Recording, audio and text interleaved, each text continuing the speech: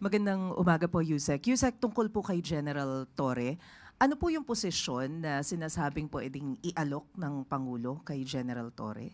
Hindi pa po natin maisisiwalat ang detalye patungkol po dito. Pero confirm po na may inaalok pong posisyon.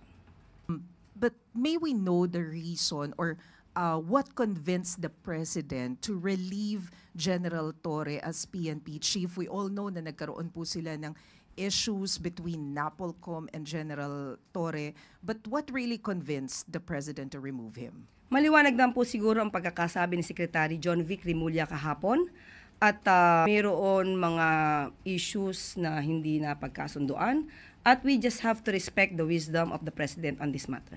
Sorry, just one quick follow-up po.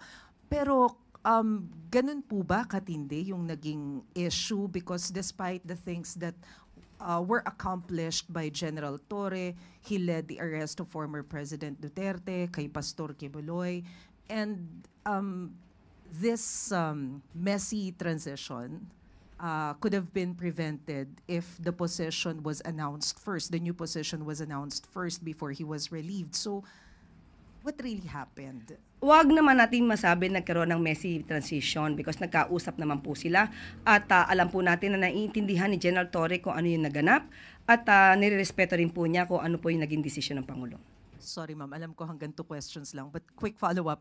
Is it a cabinet position po yung i-offer kay General Torre? Ibibigay po namin na detalye kapag po naayos na po at nabigay na po ang pagsang-ayon ni General Torre. Salamat po, Yusek.